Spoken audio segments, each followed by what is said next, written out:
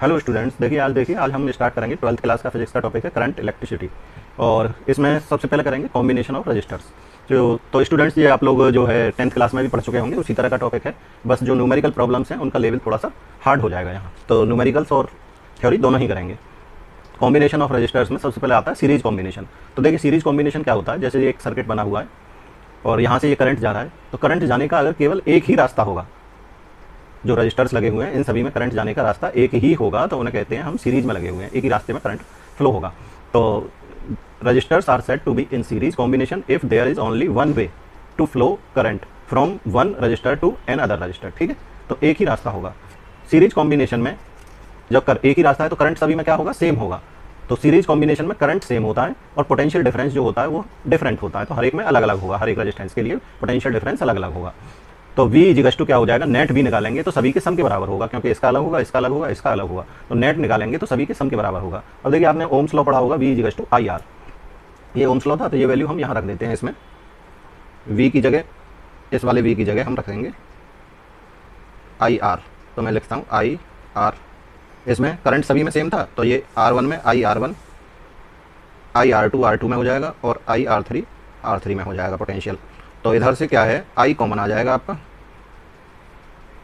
R1 plus R2 plus R3, ये हो गया।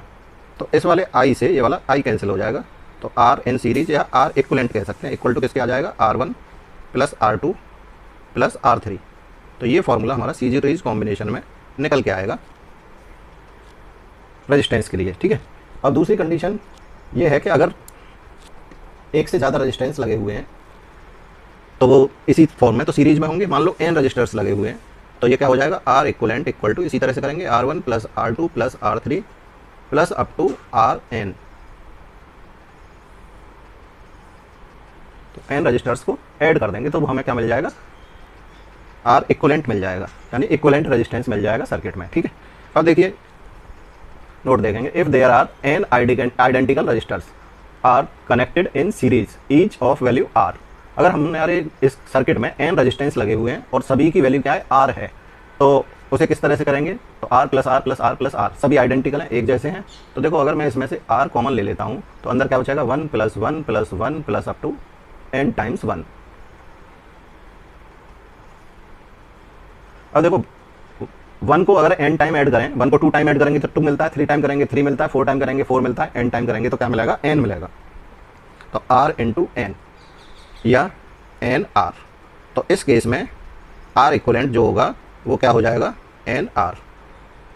तो इसे डायरेक्ट भी यूज कर सकते हैं। अगर मान लो 2 रजिस्टर लगे हुए हैं सीरीज में सेम वैल्यू के, तो 2R, 3 लगे हुए हैं तो 3R, 4 लगे हुए हैं तो 4R, n लगे हुए हैं तो NR। अब देखिए एक और इंपॉर्टेंट वो निकल के आएगा यहाँ से, ये है टोटल रेजिस्टेंस या net resistance in series is always greater than the greatest individual resistance. क्या मतलब हुआ कि सीरीज कॉम्बिनेशन में जो हमारा R इक्वलेंट निकल के आएगा दिए हुए किसी भी वैल्यू से बड़ा होगा। यानी जैसे R1, R2, R3 हमें 3 दे रखे हैं, ये 1 ओम का, ये 2 ओम का और ये 3 ओम का दे रखा है। ठीक है, तो जब हम इन्हें कंबाइंड करेंगे, तीनों को ऐड करेंगे, तो 1 प्लस 2 प्लस 3 तो कितना आ जाएगा, 6 ओम आ जाएगा। तो इसका मतलब जो आया वो सभी में सबसे बड़ा कौन सा था, 3, तो इससे भी बड़ा होगा, तो सबसे बड़ा होगा R इक्वलेंट जो निकल के आएगा, इंडिविजुअल जो सबसे बड़ा होगा उससे भी बड़ा होगा। तो ये था series combination of resistance. Next video में देखते हैं पैरेलल कॉम्बिनेशन।